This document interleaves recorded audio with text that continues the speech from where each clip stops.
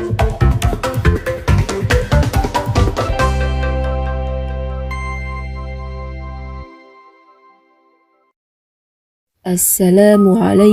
warahmatullahi wabarakatuh. Alhamdulillahi rabbil alamin. Assalatu wassalamu ala asrafil anbiya'i wal mursalin wa ala alihi wa sahbihi ajmain, amma ba'du. Halo sobat akhwat dan ikhwan semua. Membaca sholawat untuk Nabi Muhammad SAW akan memberikan banyak manfaat kepada pembacanya. Membaca sholawat untuk Nabi Muhammad SAW merupakan salah satu cara agar kita mendapatkan keberkahan dari Allah Subhanahu wa Ta'ala. Buya Yahya dalam ceramahnya pernah mengatakan bahwa sholawat juga bisa menjadi penerang kubur bagi orang tua kita yang sudah meninggal, asal tahu cara bacanya. Lantas, bagaimanakah cara membaca sholawat agar bisa menyelamatkan mendiang orang tua dari siksa kubur dan bahkan menerangi kubur mereka? Dalam ceramah Buya Yahya, beliau mengatakan, sebagai seorang anak yang dibesarkan dan dididik oleh kedua orang tua, anak itu seperti tanaman bagi orang tuanya.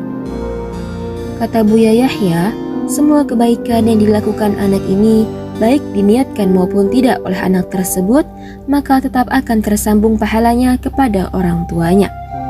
Maka dari itu, Buya Yahya dalam ceramahnya mengatakan, bersyukurlah bagi orang tua yang punya anak yang soleh.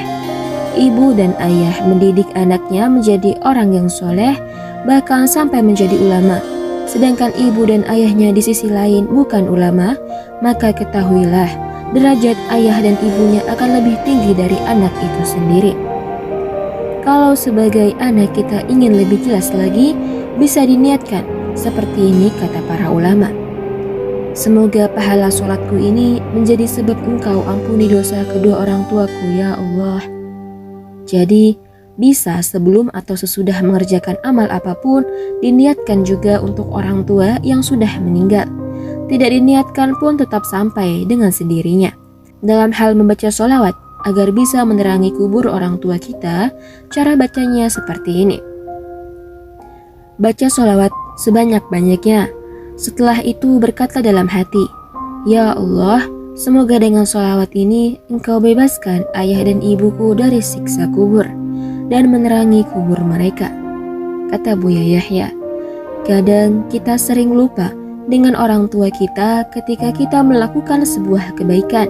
Sebaiknya kita sering ingat kepada orang tua apabila orang tua kita sudah meninggal, karena mereka sebenarnya menunggu di sana.